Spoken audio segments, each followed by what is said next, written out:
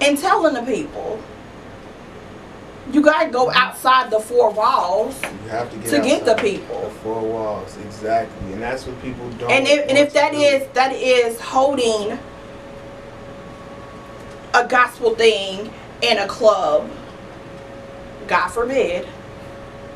But if that's holding that to get the people, then what's the problem? I know what the problem is.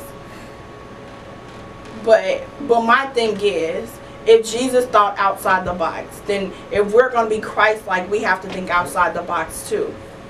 But don't get crazy with it. Yeah. There's not a person that knows me that in any way that I have tried to reach out and help people that can say Kenny lost his character in the process. He's stepping outside of who he is.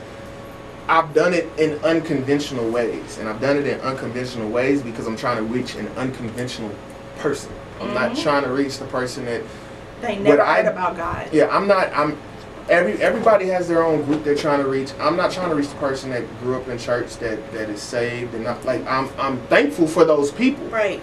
But the person that I'm trying to reach is the one that's on the fence about their relationship with God. Really not sure, doesn't open the Bible, really don't pray unless something traumatic is going on. I'm trying to reach that person. And I'm not going to reach that person in a sanctuary. You know what I'm saying? And so, you know, sometimes you might. Sometimes you might. But most of the time you won't. Right. You have to go meet them where they were, and that's what Christ did. He met them where they were. And when you, and to tie this back into self-worth, when you know what you're worth, then you don't need the approval of man to carry out the purposes on your life. I don't need everybody to agree with the way that I do it. Everybody can agree with the way Christ did it. Everybody can agree with the way Paul did it. Everybody can agree with the way David did it. Everybody can agree with what Moses did. Like, everybody didn't agree. Moses took a lot of flack from the very people he was saving along the way. So,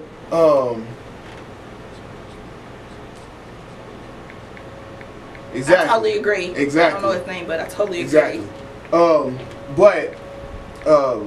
So I don't. When you're confident in who God created you to be, when you know your self-worth, when you know who your Creator is, you don't need man's approval in order to carry out the purposes on your life in whatever way He calls you to execute it. Right. You know what I mean? Imagine. As long as God told you to do it, and you know for a fact that God told you to do it, then do that thing. Now, if you're not sure, then you need to sit down somewhere and hear from God. But, okay, let me stop.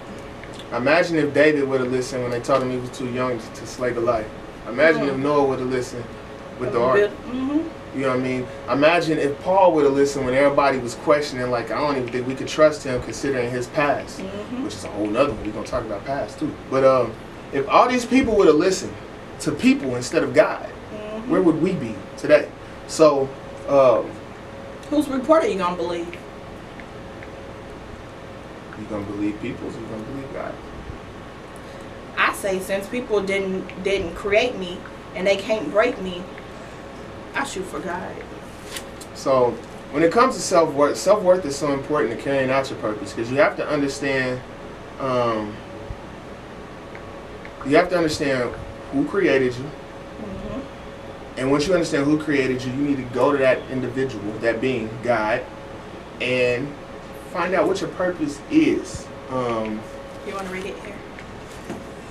It says, sometimes we as believers tend to go back to the Similac versus chew the meat of the gospel. I've challenged my fellow artists and even my pastor, which is a friend, on the same topic. Discipleship is key.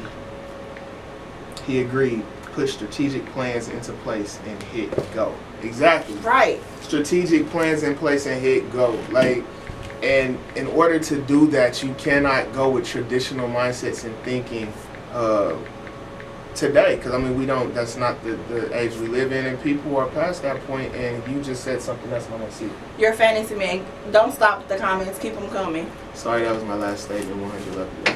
Yeah, you ain't got to, don't stop commenting by any means. Right. And then Tierra said, if you live for the approval of men, you'll die by their criticism. Come on now, Miss Love. Come on. Perfect. If you live for the approval of man, you will die by their criticism. I mean, I was having a conversation with somebody who was like, Kenny, I like what you're doing with your music, with your shirts and everything else.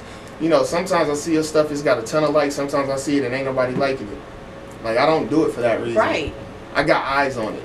The thing is, you don't know how many people come up to me on the streets like, oh, I've seen your stuff, I've seen your posts, and I don't know who they are, so I know they ain't never shown up and liked or commented on anything, but I know they saw it, and I know they're aware of what's going on, and at some point they'll check it out when they feel led to check it out or whatever the case may be, but I don't do it for anybody's approval. At the end of the day, God is going to get me where he wants me to go. I can have one person like everything, I can have 10,000 people like everything. It's not going to change. God is going to get me where he wants me to go. So I don't worry about the likes, I don't worry about the views, I worry about getting it out there and then letting God do with it what he's going to do with it. But I don't need anybody's approval to continue to push forward in what it is he's called me to do, because I know he called me to do it. I know he gave me the gifts, I know he gave me the vision, and I know he's called me to execute it and trust him to open up the necessary doors. And so we as people can't sit in every move we make, and I think this is one of the things that I don't like about social media, is we do so much for approval. We post something, we want, how many likes do I get, how many hearts do I get, how many shares do I get? Like, I don't even go back and look at it, not let someone comment, and somebody comment that I go and see if I need to respond, but I post and I keep it moving. You can make a post that God has placed on your heart, and it's for one person. And that person might not even like it, but they saw it, and it could change their whole life. Does it make your post less valuable because it didn't get 50 likes? No. It fulfilled the purpose that God had for it, and that was to reach that individual that saw it. So you can't live by man's approval. People ain't, I'm guilty of it. I'll see something and be like, oh, that's dope, and keep scrolling. I don't necessarily like it. It ain't because I'm trying to shade anybody or I just literally see it and keep scrolling. I don't think to hit the like. Then it's days where I just be liking. So I mean, it depends on what I could be driving, reading, and put my phone back down, and by the time I pick my phone back up, it ain't on my phone no more. Like, you never know why. It shouldn't matter though. Like, if you're putting something out there, as long as you know the intent and purpose behind it, you shouldn't need anybody's approval or gratification. I'm gonna say this, and I'm gonna keep saying it until the day I die. We are the bees. We are to make the honey. What happens to the honey is none of our business, as long as we make the honey. And that honey is whatever God has called you to do. Whatever he has told you to say, then that's what it is. Whether people accept it or don't, that's not your problem. What people do with it is not your problem. Just be found worthy in doing what God told you to do. Be found in obedience. Because obedience is better than sacrifice. 8:13. Okay, because there's a topic I wanted to touch on that is very important to me. Let's touch. For a lot of different reasons. Okay, I'm gonna just jump straight into it because it has a lot to do with self-worth, and it's me calling out men as well. Sad but true fact. In my 34 years on this earth, there is one woman that I have talked to, entertained, whatever you want to call it, that was not sexually abused either as a child or as an adult. In my 34 years of being on this earth, one that was not. That is a problem, a huge problem that we don't talk about enough in society, and it kills a lot of girls' vision of themselves before they ever have a chance to mature and understand who they are. And as men, whether it be in your family, whether it be a friend, whether it be in a relationship, too many men know about these things that are going on and are not stepping up and defending, protecting, putting an end to it. We have to protect our women. A lot of the reason why, and children, a lot of the reason why there are a lot of girls that turn into women that have that are promiscuous, that have sexual issues, that have self-confidence issues, and self-worth issues, is because of what they went through in their adolescent childhood years. I have dealt with so many women who don't understand their true value because they feel like everything that they were supposed to be was taken from them as a child by somebody they trusted, an uncle, a cousin, brother, whomever it was. Men, we have to do better. You cannot expect a child To protect themselves. To protect themselves, or to go through something that traumatic and not have residue from it as an adult. Period. Point blank. We have got to do something better. The reason it and I know God has allowed me to see it for a reason, but I have seen it over and over and over and over and over again.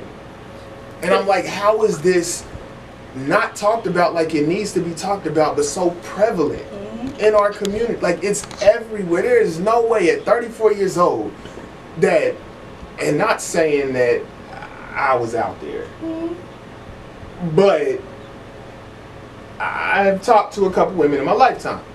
There's no way that there should only be one that was not sexually abused or has not been sexually abused in her life. From the time I started talking to girls until now. One.